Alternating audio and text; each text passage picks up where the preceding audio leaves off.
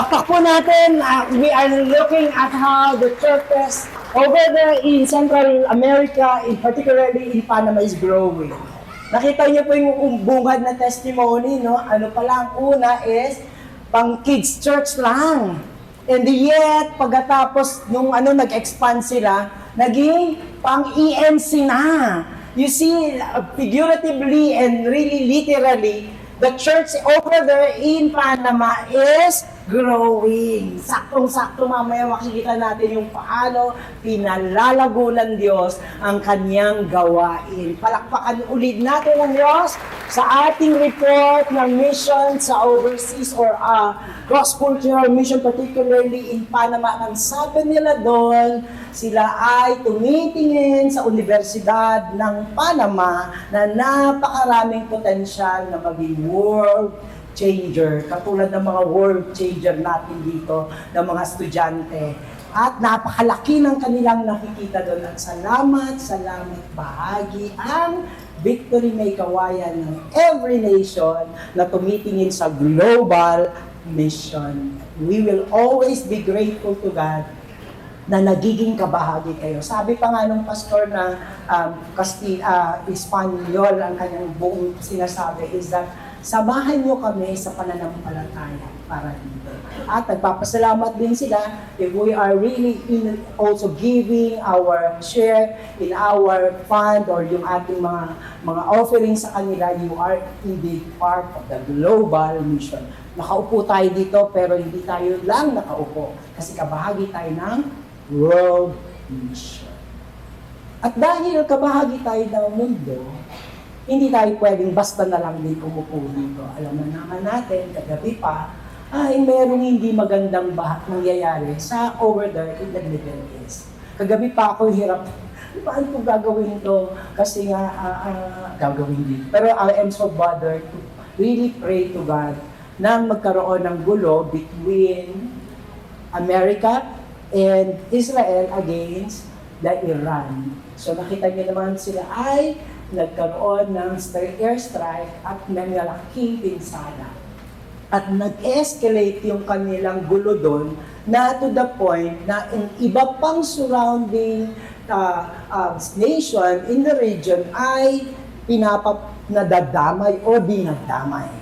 So, ang hindi lang Iran ang naiisip ko, hindi lang Israel, ang layo naman ng US, naiisip ko yung mga nasa Qatar, nasa Dubai, and there are people in our hearts here in the Philippines that are so close ng lugar na yun at tayo ay nagagabahala. Pero higit dahil may kapamilya tayo doon at may mga Pilipino doon, bahagi tayo ng mundo. At anumang nangyayari sa ibang bansa ay ating burden din. At dahil may isa tayong Diyos, ilapit natin ang ating kababayan at ang mga bansang naapektuhan o nandoon sa pagitan ng kaguluhan doon. Ang prayer natin, God will intervene in a greater and stronger na pagkilos upang hindi na lalong mag-escalate, although may development na doon. Pero baka mag-retaliate si Iran at lalo siyang magwala, just in case. So wala tayo dito tinatawag sino ang tama, sino ang mali, at sino kakambihan natin. Lahat sila ay anak ng Diyos, lahat sila ay mga tao at ito'y buhay. Ipanalangin natin ang intervention ni God na hindi na mag-escalate. Within the day, ang prayer natin, Lord, tigil na po. At ikaw po ang kumilos. Shall we bow our heads and let's pray? Panginoong Diyos, Ikaw ang naglanang ng langit at lupa at likha ng mundo. At anumang nangyayari dito ay nasa iyong pagtanaw, Panginoon. At ngayon, bilang manlilikha, Diyos na dakila, Diyos na makapangyarihan, Diyos na mapagmahal. Hinihiling po namin ngayon mapagpalang kamay na pumaroon, Panginoon, doon sa lugar na yun. Lalo na sa kabuuan ng region ng Middle East. God, let your blood just cover the whole place. Cover them, Lord. Protect them. Lord, malapit po ito sa aming mga puso, maraming mga Pilipino, kapamilya namin na nandoon. God, God, in your power and might, God, Lord, don't allow na tumaas pa to at mag-escalate pa to. And those people na nagdidesisyon to fight or not to fight, we pray. We pray that you just move into their heart, into their mind, kung grupo, kung ano man, Panginoon, na pwede, Panginoon, kasangkapanin mo ang mga tao upang tigil, Lord, at magkaroon ng kapayapaan on both sides. God, once again, your name is above all name, and we are calling your name, Jesus, and your power is above all, kaya we pray for your covering. Maraming pong salamat. Ito po ang aming samudalangin sa pangalan ni Jesus. Amen and amen. Keep praying, ha. Tuloy niyo po din po yung mapagpatanalangin. Huwag tayong tumigil hanggang tumigil sila. Okay po?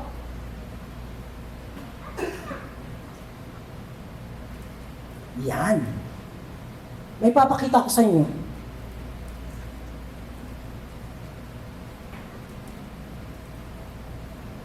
Ulit tayo, ha.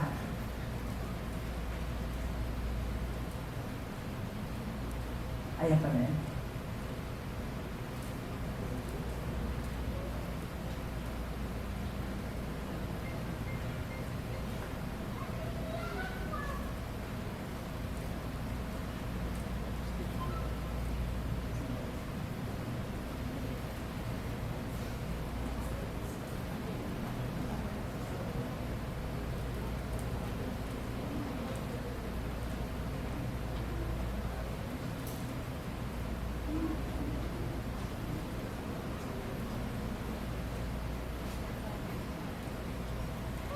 Alam niyo, pina-excite kayo nung makikita yung picture. Talagang pinanabik kayo, lalo kayo na-excite, ano? Kilala niyo siya? Kilala niyo? Of course, he is Alvin Aragon. Nagsalita siya in public, the issue, tapos nagsalita siya, and his statement is about his belief about the LGBT. So nagsalita siya doon at marami pa sa ibang sinabi yung kanyang paninindigan at paniniwala din sa pagiging husband at sa pagpapamilya. And of course, alam na natin, nagsakasama ang mga issues na mga sinabi niya, kaya nagkaroon ng backlash sa social media at sa internet, not just only for Alvin Aragon, pati na rin sa Christianity at sa Christian belief. So nagsanga na, hindi na lang siya. Tama ba ginawa niya? Nakatulong pa siya sa proclamation ng gospel. Ayoko magsalita, wag na din po kayong magsalita. Hindi naman nakakatulong. Pero hindi lang naman si Alvin Aragon. In 2022, si Joyce Spring ay sa isang interview, tinanong siya at sa kanyang pagsagot, sinabi niya na ang mga hindi naniniwala kay Kristo ay going to hell. Dali yung mundo na siya, natakot, nagalit. Pero again, hindi lang siya ang naapektuhan. Natamaan na naman ang paniniwala ng Kristyanismo at ang pagsasalita tungkol sa Bible. Pero alam niyo po, sinabi ni Joyce Spring that she will stand by the truth. At ang sabi niya sa mga katulad na backlash na ito, pagkikriticize at pagtutroll sa kanya, this is all about persecution. Ang pagsasabi ng totoo tungkol sa Biblia at tungkol sa Diyos ay hindi mo palaging aasahan, it's a welcome thing. There you will be meeting critics and persecution. By the way, from the very start, si Jesus Christ din and whole Christianity from the beginning are already challenged. And Christians suffer the same thing, persecution and even death. Ginagawa silang burger ng leon at nagiging source of sport and entertainment ang buhay at ang katawan ng mga Kristiyano. But Christianity is still alive! Palakpakan ng buhay na Kristiyano! Ang simbahan ng Diyos It is growing and spreading unstoppable. And the major peer who championed the cause of Christ and Christianity as God mandated it, since then and up to now, is the church. Sino ang nagcha-champion? Sino ang tinalaga ng Diyos? Ituro mo yung katabi mo. O ready na ba kayo? Ready tayo to face persecution? Even as we will be championing Christianity, the gospel, and Christ. How can we in our church strongly take part in championing Christ and the gospel? Yes, despite the threats, challenges, and persecution. Na magsasabing ready na siya sa challenge, ay magsabi ng amen. Ay parang patulog. Kanina nung kumakanta tayo, ang lakas-lakas. Kaya pag pumupunta tayo sa Without Border, parang persecution yun, no? Anong sabi natin? And my faith would make me stronger. Kaya ulit, are you ready for the challenges? Are you ready for the challenges? Eh, dito tumayo po kayong lahat at basahin natin ang ating text sa Acts 11, verses 19 to 26. And we are looking at page 536. Malakas na amen ulit kung nasa page na kayo. Nasa second column siya, 536. Again, are you in the page? Let us all read. Now, those who were scattered because of the persecution that arose over Stephen traveled as far as Phoenicia and Cyprus and Antioch, speaking the word to no one except Jews.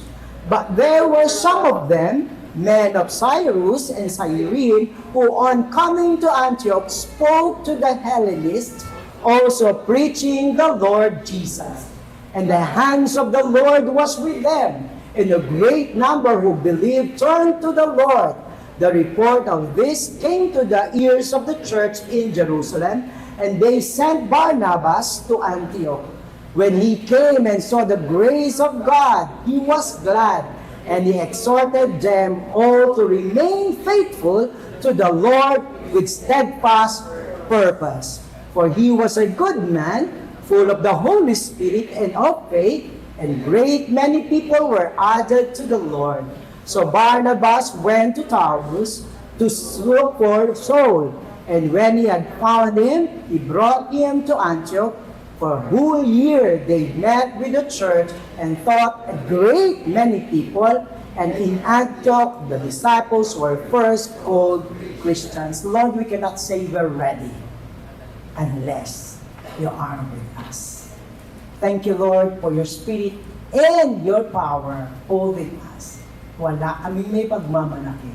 Pero sa kapangyarihan ng iyong mga salita at ng iyong banal na Espiritu, makakatayo kami dito.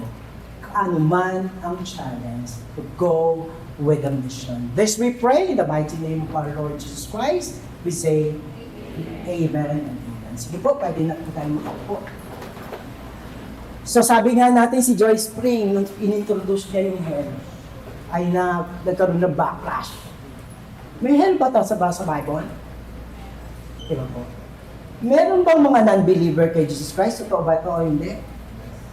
As Christian, we believe that only Jesus is the Savior.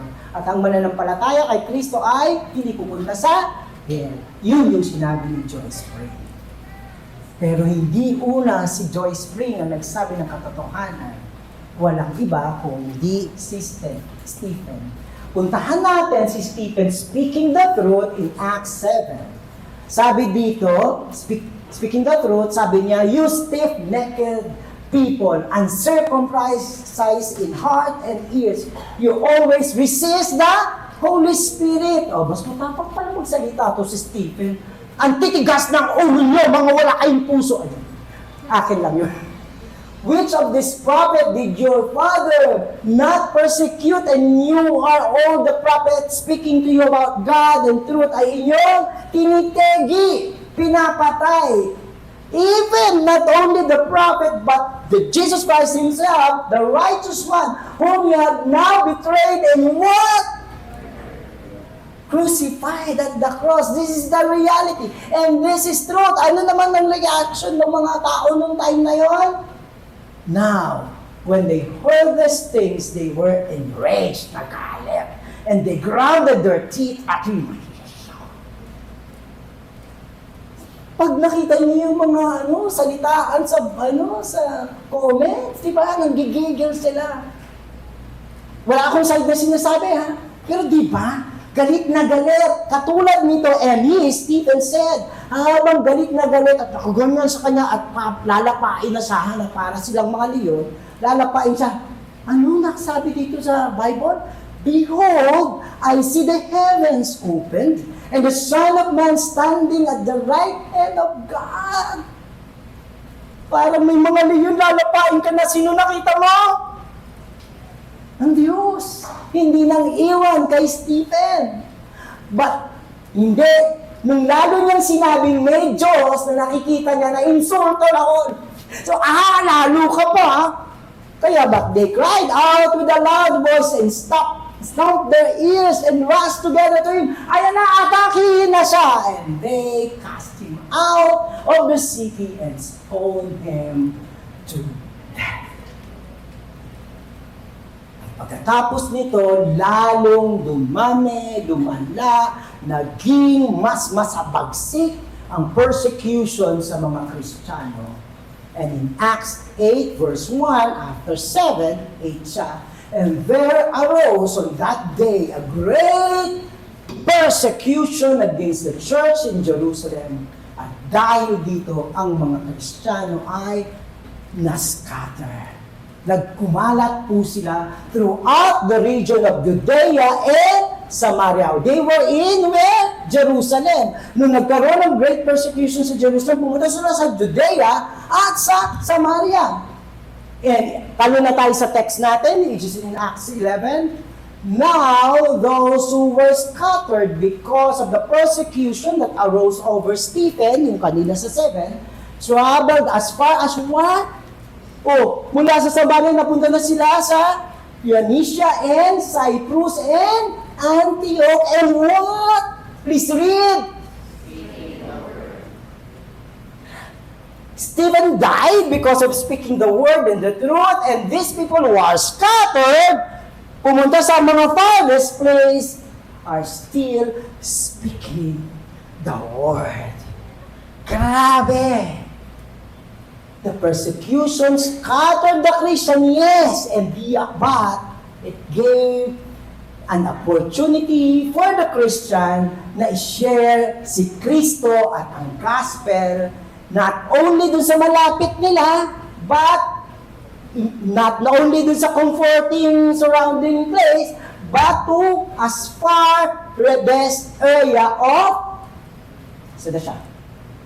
Phoenicia, Cyprus, and Antioch, napapunta sila doon. Di ba po, kung maaalala natin, Christians were commanded to be witnesses in what? In Jerusalem, Judea, in all Samaria, and to what? To the ends of the earth. Pansinin niyo yung blueprint ni God, kumikilos agad. At the surface level, pinipersecute, pinapatay nila, pero tingnan niyo yung epekto. Kaharaan ng Panginoon. Pero isipin pa rin natin, matapos silang gawing burger. At ikaw ay Kristiyano, nakita mo yung mga kapwa mo Kristiyano. At yung isang matapang na tumayo, si Stephen.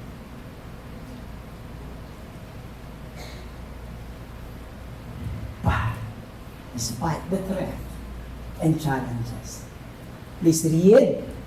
The devoted Christian continued to proclaim Jesus. Wow! Ang tendency kasi, mabahag yung buntot. May mga tao nga Pilipino, Kristiyano, pupunta sa Iraq. Pupunta sa China, kung saan bawal ang Bible. This doesn't stop them. Ang isip nila, may mga nangangailangan na marinig si Kristo. And they are crossing over cultures and boundaries in devotion to God. Sa panahon na napakataas ng challenges. Alam niyo lately, dati naman hindi ko ito nakikita sa nung mga siguro 10 years ago. Matagal na ako Kristo. Hindi matindi yung persecution. Pag sinasabi mong persecution, talagang limited na mga bansa lang. Pero meron. Pero ngayon, alam niyo po ba, dahil sobrang sabog na yung mga filosofiya, ideologies, at pananampalataya ng tao, yung dating libre or free, Christian in Nigeria, pinapatay na po sila. Meron po nga akong site na pinupuntahan, nililista yung kung ilan na pinatay dito. At ang pinapatay, hindi 2, 100. Now, ang persecution ay hindi na ganun. Paradigm arose, nag-fiercer. To the place and people that you cannot imagine would really persecute. Kasi gusto na nilang manindigan sa gusto nilang pananampalataya. Diba sa panahon ng hirap, may persecution, sila ay hindi natakot. Sa panahon kaya ng masaya. Diba? Sana dito, okay. Diba? Sa atin, okay tayo, we're so free here. And yet,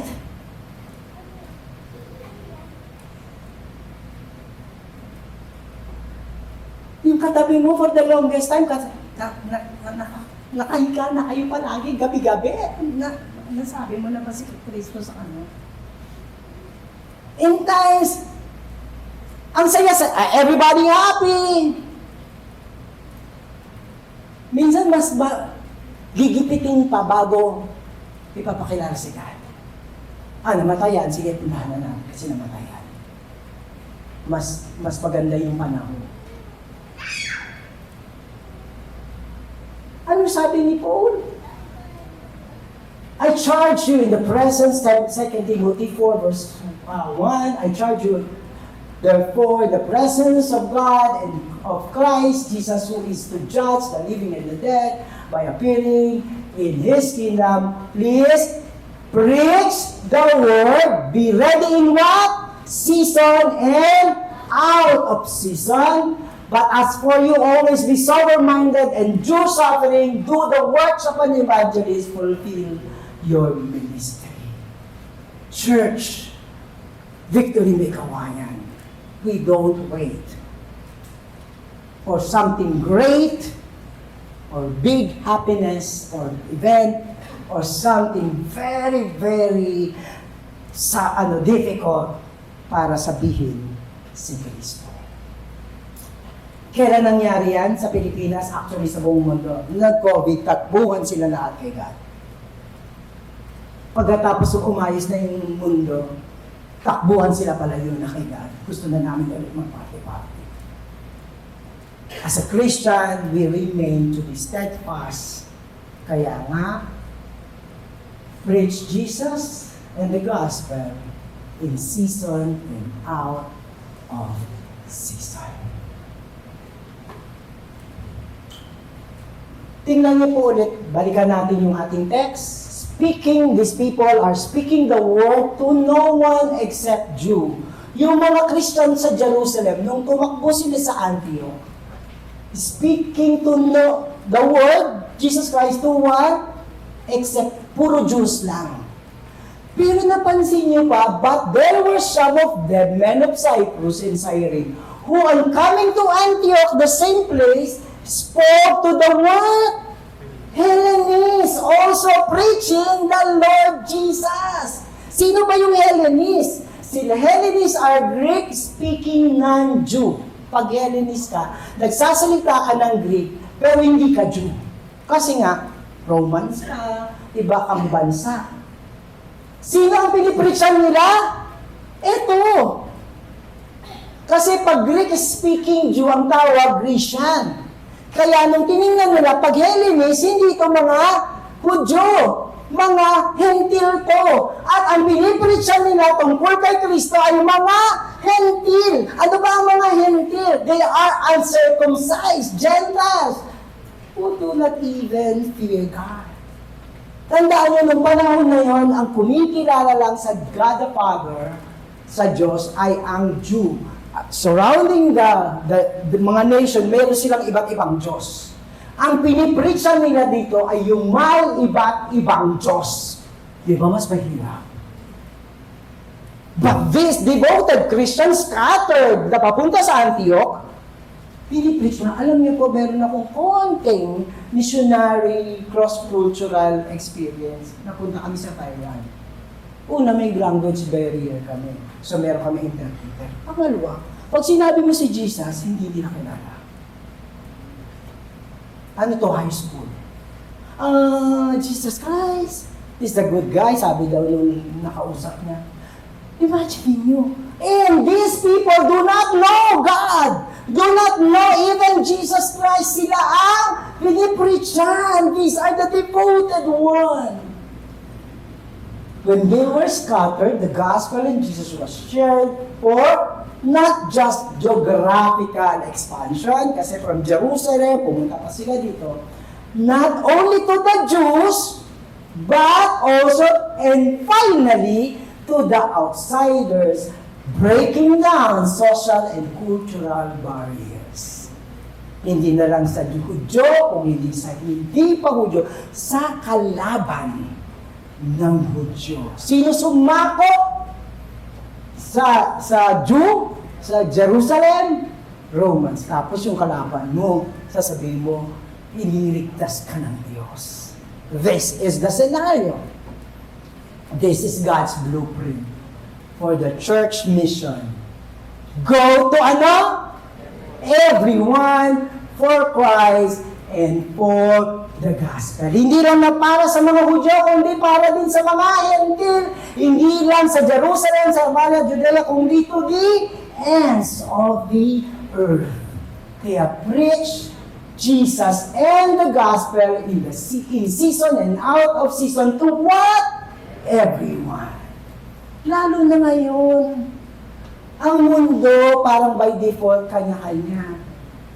Kanya-kanyang lengguwahe, kanya-kanyang lugar, kanya-kanyang kulay. Agad-agad, default na natin na hindi kayo, di ba, masyadong groupie tayo, tribal, ganyan-ganyan. Ando doon na, natural yun. Kamag-anak ko, kapitbahay ko. Ganun na. Tapos meron pa tayong awayan. Iba paniniwala niya, iba paniniwala ko. Mas gusto ko si kape na black lang. Hindi, ako kape ko. Gusto ko may milk. Hanggang doon pinag-aawayan natin eh.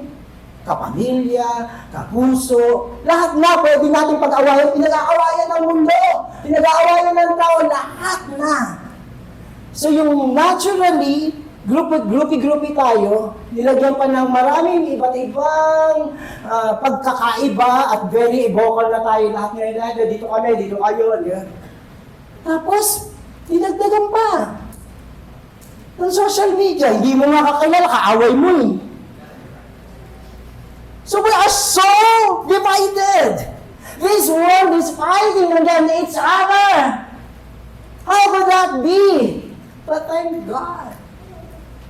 The Christians were scattered and show us that we could be the Good Samaritan. Ano yung Good Samaritan? Una, alam niyo po, yung Good Samaritan, sa bata, nakausap ni Jesus ng mga Hudyo. Pag Samaritan ka, kalabang ka. Pag Samaritan ka, masaba kang tao. Yun ang tingin nila. Mababa kang uri, masaba kang tao. Bigyan ko kayo ng example. Mabait na bilanggo. Ano magiging mabait ang bilanggo? Bilanggo nga siya. Mayaman na pulube.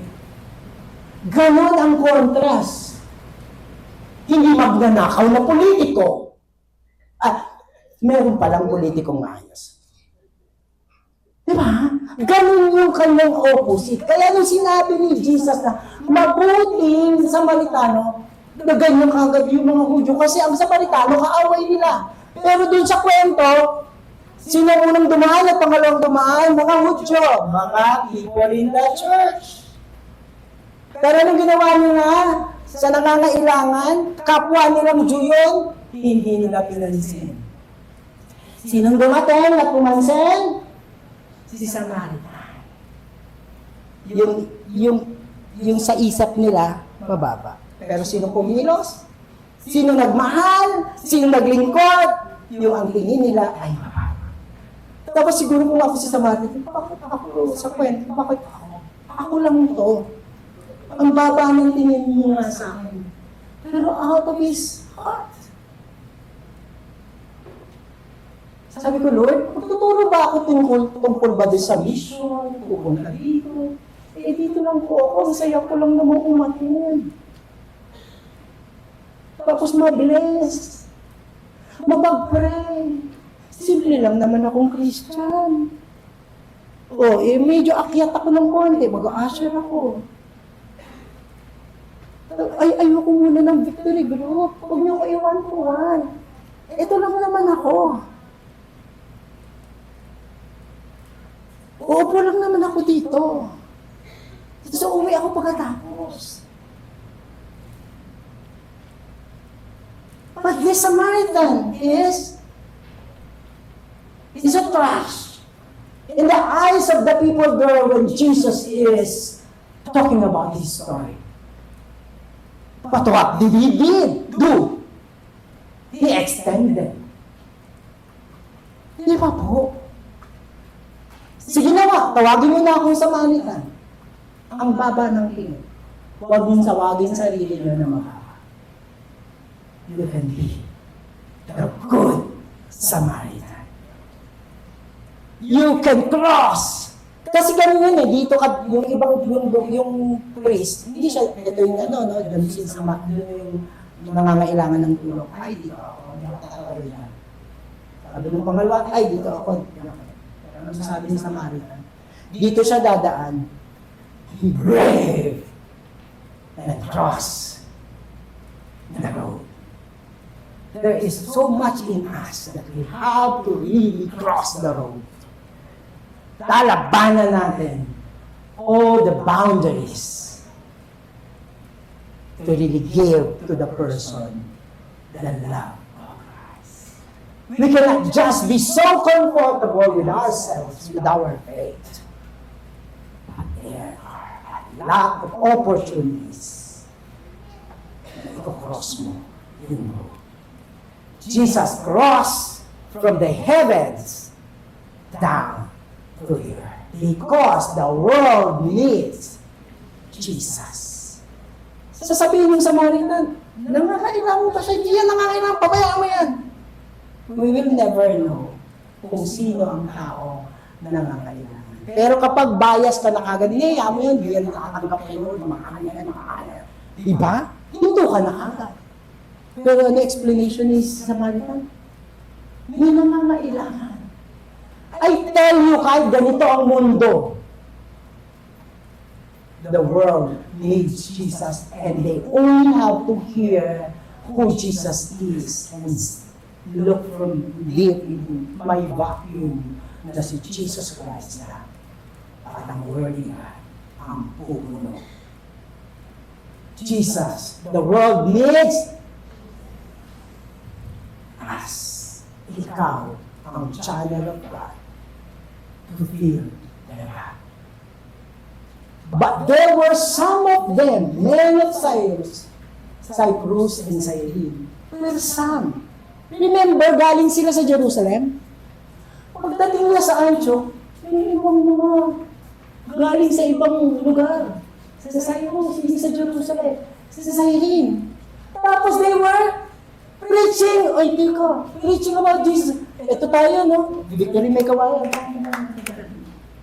Tapos biglang doon sa kabilang meron, hindi naman taga-church na. Pero yung sinasabi natin, Jesus, sinasabi nila, Jesus, hello!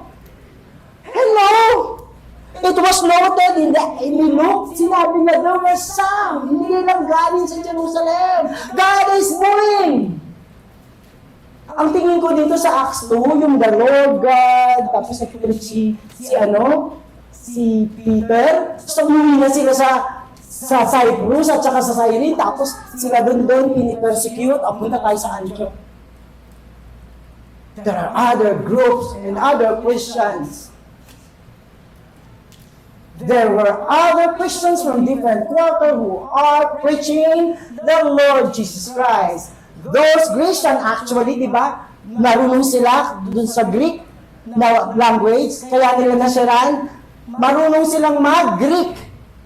Kaya pwede silang maintindihan.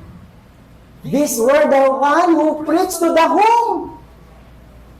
Sa mga hindi naniniwala kay Kristo, natanggal nila yung language barrier. The sharing of the gospel to the Gentiles finally and officially opened by the Christian from the other group. Kasi this is the group that the Lord has made kabilang. This ruined Christianity and church when we are so divided by groupings. Porque hindi na umaaten sa church, hindi mo napapansinin. Dahil umaaten sa iba. Kaya dito, nagpapa-water baptize. Pastor na, hindi po ako ulit magpapa-water baptize. Galing po ako sa ibang sama. Nire-respeto po namin yung water baptism ng ibang Christian church. Because we are one. Kaya, preach Christ and the gospel in season and out of season to everybody. By whom? By every church and every Christian. Imbis na mag-divide, sumali ka, be included. Every one of us was asked by God to preach and share our Lord Jesus Christ. Anong sinabi? And the what? Hands of God was with the other group. Parang tayo lang ang ako lang ang magaling, ako lang ang may grace, si Jesus Christ lang ang nasa akin. That attitude again stopped Christianity. And a great number who believed turned to the Lord. Same God, different group, yet same God, same Lord who was them, and kaya great number became Christian from the ministry of the other group. Papalakpakan din natin yun kahit hindi tayo ang may ministry. Although there were many other Christians in other group, everyone is doing what? The same mission for what? For the gospel and for Christ. And the same Lord is working with them. Particularly yung mga outsiders turning the people to Jesus Christ. Same gospel, same God, please, same mission. Hindi magkakaiba. The report, di nabi, may iba taga-iba doon. Sabi niya kaya ni-report. Mayroong iba dito, Greek speaking. Nagpipreach din sila kay Jesus Christ. Pinadala yung report sa Jerusalem. And they sent Barnabas to Antioch. And when he came and saw the grace of God, he was... Hindi dumating si Barnabas. Ano bang pinagpa-epal-epal nyo dyan, ha? Amin yun, ha? Sa amin lang yun, ha? Pero nung nakita niya na, Jesus Christ, kami, Jesus Christ, huwag tayo mag-aawa. Tabi mo muna yung church mo. He was glad. And what he did, he exhorted them all. All churches and Christians should be what? United. Anong sabi sa atin? Isang katawan ni Kristo. Huwag magati-hati. minister together and encourage one another to continue with the mission by and through the grace of God. He saw the grace of God with them. Tapos anong sinabi niya? Exhorted them all to what? Please read. To remain faithful to the Lord with what? Steadfast purpose. Ano exhortation niya? Yung faithfulness is primarily to the Church of Jerusalem. To the, primarily, ang faithfulness kanino? To the Lord. And not to any group. Not to any church. Not to any person, by the way. Minsan, pinaglalabang batayan si si pastor. Hindi, dito si pastor. Tapos dito si pastor. Ay, nag-away na sila. Pero sabi niya, remain faithful to God. Ano din? With steadfast purpose. Hindi na babago yung purpose. Faithfulness primarily to the mission of God. Not to other advocacy and causes. Kaya kapag pumunta ako dito, para saan? Ay, sorry. Ang purpose ko lang, honor God and make disciple. Hindi ko sinasabing, pero kapag ako'y magbibigay ng aking Christian service, ng aking devotion, doon ako. Pero pag iba, teka muna. Isa dapat ang purpose. Baka una, si God, tapos susunod, hindi na si God. Una gospel, susunod may ibang gospel, may ibang na silang Kristo. Sa sabungan. Ano sabi ni Paul again? Make every effort to keep the unity of spirit through the bond of peace. There is one body and one spirit, just as we're called to one hope when you were called. One Lord, one faith, one baptism, one God and Father of all, who is over all and through all and in all. One God. Sabi niya, pag sumakita niyo na maging united, aminin natin, mahirap mag-unite, kasi marami tayong differences. Pero ang sabi dito ni Paul, make every effort. Kasi there is our tendency and vulnerability to be at peace and to be united. But what will unite us? One God, one faith, one Spirit, one gospel, one Father, because we are all children of the Father of all. For he, Barnabas, was a good man, full of the Holy Spirit and of faith. Na-single out yung character ni Barnabas. Kailangan din natin para masunod ang mission. We need the leadership of what? Devoted men of God. Kasi yung una dapat yung leader devoted kay God. Hindi, sige, susubulo kayo ako dito makakasama. Hindi siya nanguna kung ayoko namang sabihin patayan ng Kristyanismo. Katulad ni Stephen na leader, umuna siya. Hindi pa sarap, hindi pa pogi. Kumikilos. Kasi siya ay good man, full of the Holy Spirit and of faith. Binigyan sila ng Diyos ng responsibilidad at authority. So they have to be devoted to God. So Barnabas, hindi lang naman siya ang magaling. At hindi lang siya ang nananampalataya at devoted kay God. Went to Tarsus to look for whom? Si Saul. When he had found him, he brought him to what? Antioch. Hindi ako lang to ha. Akin na to. Ako lang ang bida. But what? Because there is one mission. He went back as Paul. Alam niyo ba ang ibig sabihin ng Barnabas? Ang totoong pangalan ni Barnabas ay Joseph. But because of his character, he was called Barnabas, son of encouragement. Nickname niya yun. Di ba? Meron tayong binibigay na nickname. Si Pogi yan kasi Pogi siya.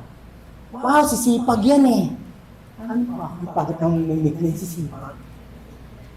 Si Jollibee siya, pag dumating, tatawa na tayo guys. Si Pabida yun. Because of the character. But Joseph became Barnabas. And particularly in this segment, he went to Saul. Last week, nandito kayo, di ba? Ano ba si Saul? Ano? Berdugo. Kaya nung naging Christian si Paul, wala siya mapuntahan kasi nakakatakot eh. Tsaka may nanega pa rin sila kay Paul, kalaban natin yan, nakakatakot yan eh. Pero mo, nagpapapatay. Sino tumanggap? Sino nag-araba? Welcome, Barnabas.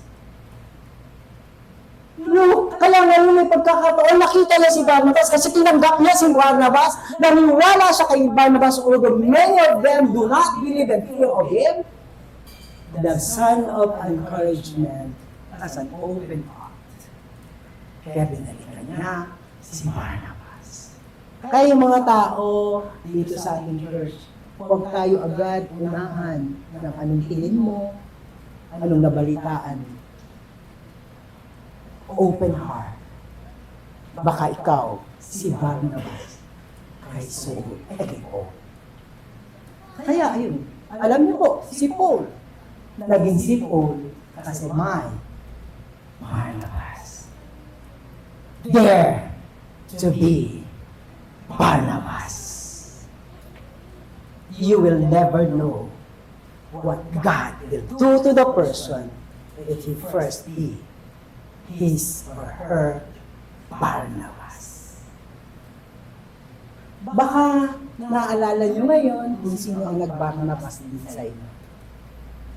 Iba pangalan nila, iba mukha nila, pero salamat sa aking si Barnabas. Nagtyaga, hindi naging prejudice, palpak naman ako, tama naman yung sinasabi sa akin, pero nagtyaga.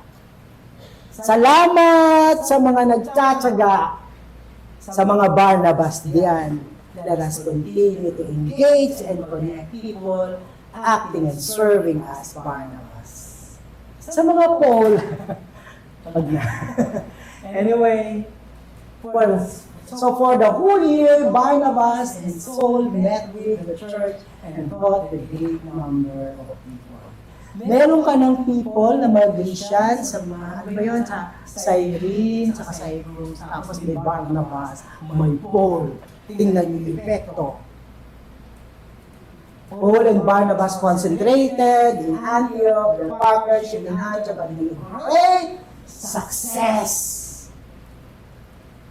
It became some kind of a center. Yung Antioch ay naging center in preaching the gospel for more people, both Jews and Gentiles, all because the Christians there, coming from different groups, became one.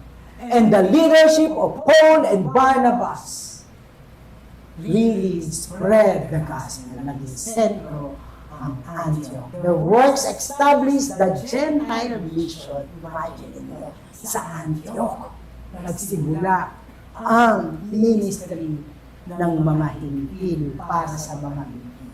At alam niyo ba kung sino ang sending church ni Paul? Who did 3 missionary journey? Kaya kumalat lahat. The people in Antioch. The Christian in Antioch. Grabe ang nagagawa ng pagsunod. Faithfulness to God, faithfulness to the mission. Walang discrimination. Sa Antioch, sabi, for the whole year, they met with the church and taught great many people. Pero dun sa umpisa, also in Antioch, ito yung mga Grecian, ito yung from Cyrene and Cyprus. Anong description? Nung sila ang nag-share, and great number of people believe and turn to the Lord. Kaya nung magkakasama na, dumating si Barnabas with the people from the Grecian. He was a good man and full of the Holy Spirit. And great number of people were brought to the Lord. Tingnan niyo kung nagsasama-sama. great number of people, great number of people, great number of people. Sa kaya pag may unity, may growth ang church, not growth ng church, may growth ng Christianity, ng mga naniniwala at nakakakilala sa ating Panginoon. At kapag sinasabi sa Book of Acts ng great number, pag mention and in this particular chapter, centered on Antioch, 3 beses sinabi. Because the gospel has reached a higher level, expanding to more regions and culture. All happened in Antioch. Saan sa ito nagsimula? Itong great? Sa persecution and martyrdom ng isa. Stephen. It all began when there were persecution.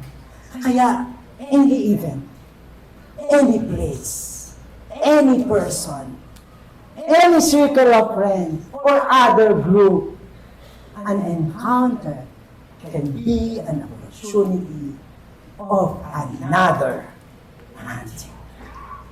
Kayo din yung Antioch eh. Nadali ka dahil sa Antioch. Di ba, ikaw, siya lang yung Christian sa church, ay sa pamilya mo. Tapos, sinisirang ka, gusto mo bang palayasin? Ano ka ba? Ano sasabi mo? Kaso may nagbabago sa buhay niya. Nakikita mo pinapanalangin ka. O ngayon, lahat na kayo ng member ng pamilya na Antioch. May pagkakataon na hindi mo akalain, nakasabay mo lang sa jeep. Walang pamasahe na, nanakawan, ikaw nagbayad. Hindi ka na tinigilan. Ano mo, salamat po. Madaming pagkakataon. Pangit man o hindi. Be sensitive might be an Antioch event for all of us. Hindi ina-Antioch mo. Let us all be aware. And finally, verse 26. In Antioch, the disciples were first called Christians. Saan tinawag na Christian ng mga Kristiyano? Kasi ang tawag sa kanila ay believers, pero ang tawagan nila not. Saan siya tinawag? Sa Antioch. O, di ba? Significant yung Antioch. Doon sila tinawag na ngayon, ang tawag sa inyo ay, sa atin ay, Christian. Pero alam niyo yung ano yan, yung history niyan?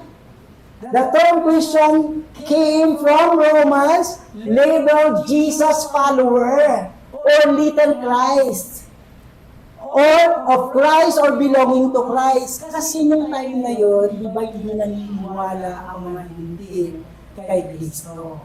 Yung mga Jew, hindi naniniwala. Kaya, ang tawag sa kanila, Christian.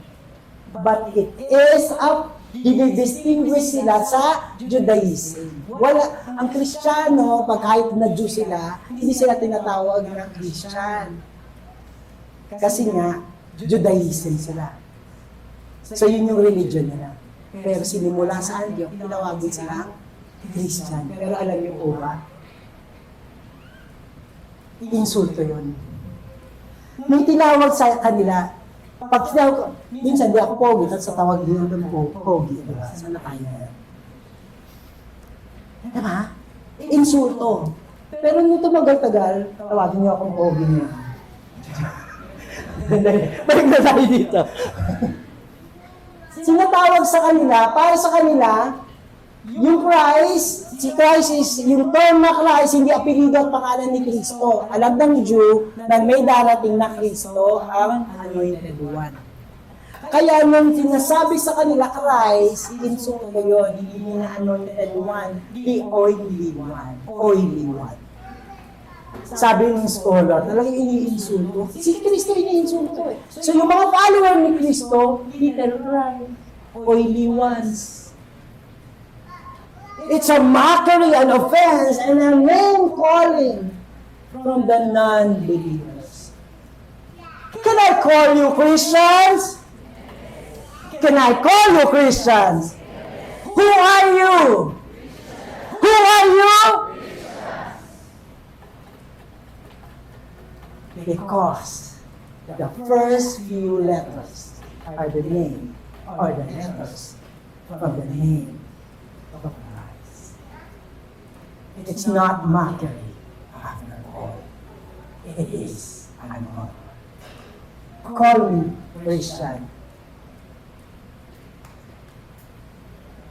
The name is actually an honor as we are called with and in Jesus' name, living a noble testimony of the truth and the love of God. To dwell continually on His name and glorifying His name. It feels so right to be called Christian. Di ba po? Sabi mo, Christian. Christian. It feels so right. And also a beautiful gain. Even to die for Christ. That's all.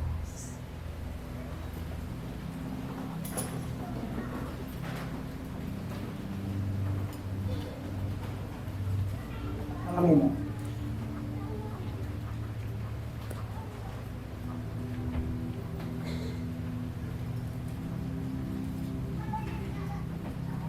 Buong daman, buong pagpapakumbala na ibinagay mo sa amin ang iyong pangalan. Tinatawag mo kaming iyong mga anak. Hindi namin ito pinahihilang. Until this moment, we are so proud, honored to be carrying Lord. Thank you for calling us. Lord, thank you.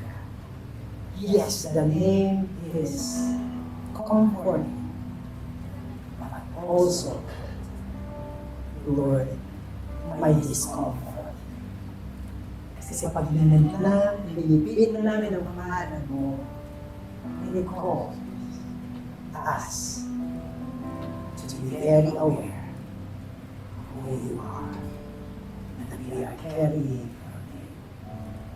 Katulad ng prayer namin kanina, wala kaming karapatan, kakayahan to really be the Christian that we want to be. Kaya Lord, sa mga oras na ito, magpapasako kami sa iyo ulit-ulit. Bigyan mo ng karangalan ang pangalan mo sa amin. At sa pamamagitan ng iyong salita, at sa pamamagitan ng iyong banal na Espiritu, make us work to give you glory. God, narito ko naman. Tinatawag mo iyong simbahan. Salamat sa iyong kapatiran. At kasama, Panginoon, sa pagtawag mo sa aming tagasunod mo, mananampalataya at simbahan, ang aming pagtawag to Lord, to the mission. Nakita po namin ang naganap dun sa Acts kung gaano hindi ito ganun kadali.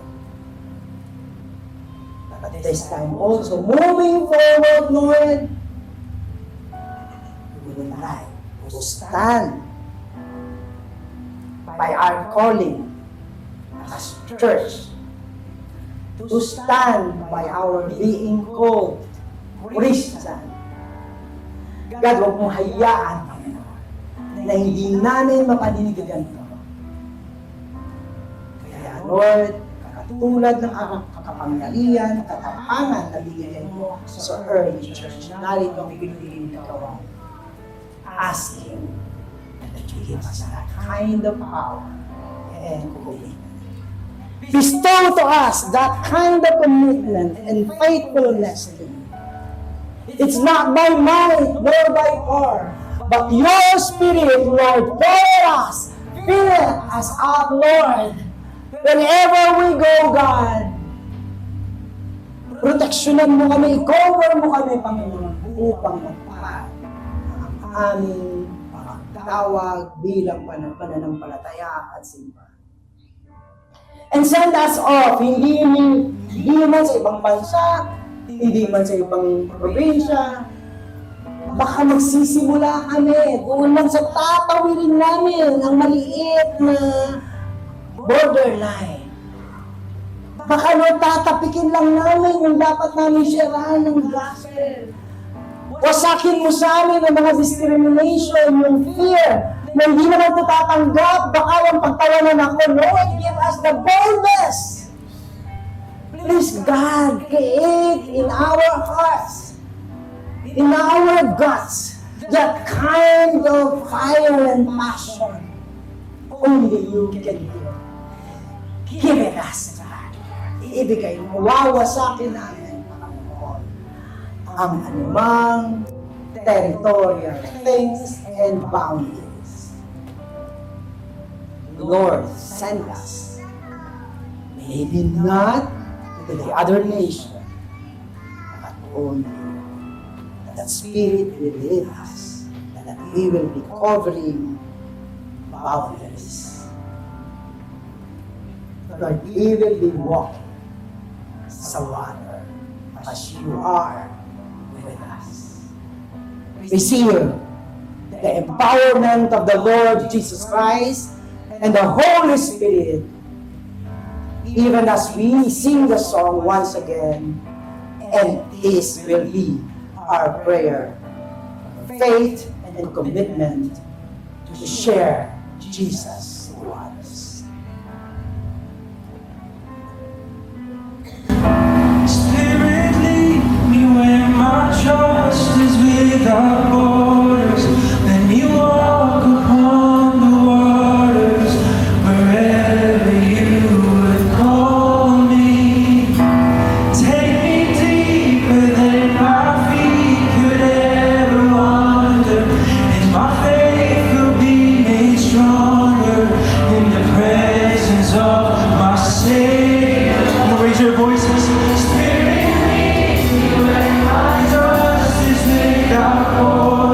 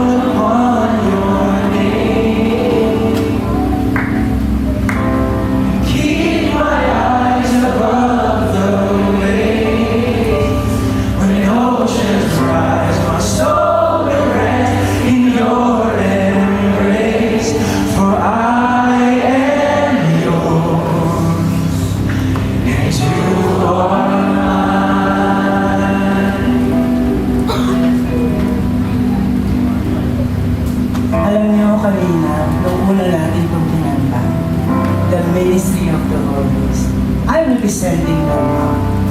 Pero katulad ng naramdaman din ni Ben kanina, na kaya niya pinauna. Hindi tayo makakatakbo kung tayo mismo mayroong mga battles. Meron tayong mga hindi matawiran sa sarili natin, sa pamilya natin. As early, kanina umpisa pa lang sabi ng Lord, ang una kong i-destroy are those things. Ang una kong i-create na stronger faith sa kanila. And the assurance of my presence is their own battle and boundaries and lahat ng mga trials. This time, I am praying and then kakanta sila ulit. Ang isipin nyo na, wawasakin ng Diyos. Ibigay nyo na agad para wasakin na anything that is really confining us to go.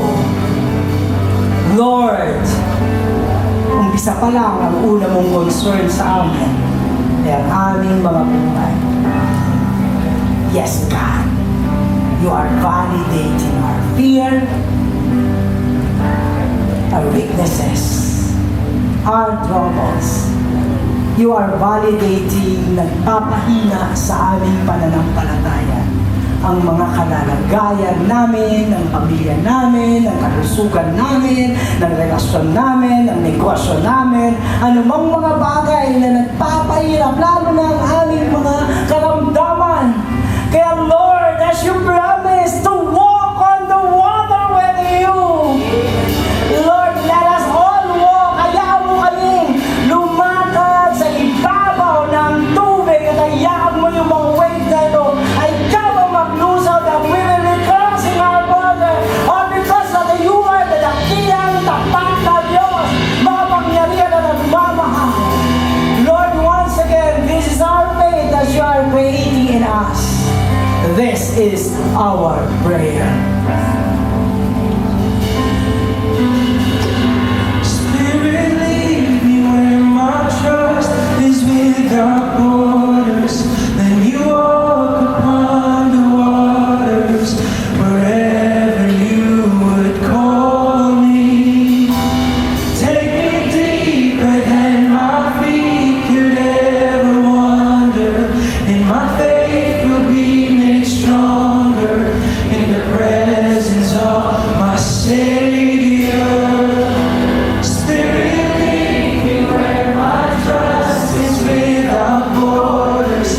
Then you walk upon the waters wherever you would call me. Take me deeper than my feet could ever wander, and my faith will be stronger in the presence of my Savior.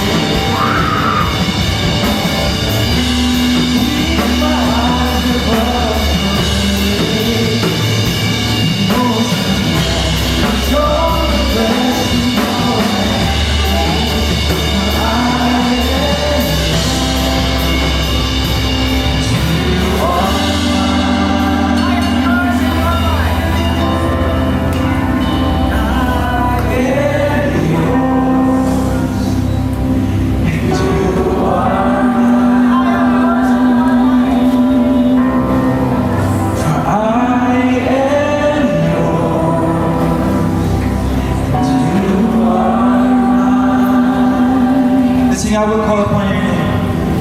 And I will call upon your name. And keep my eyes above the waves. When oceans rise, my soul will rest in your embrace. For I am yours, and you are mine.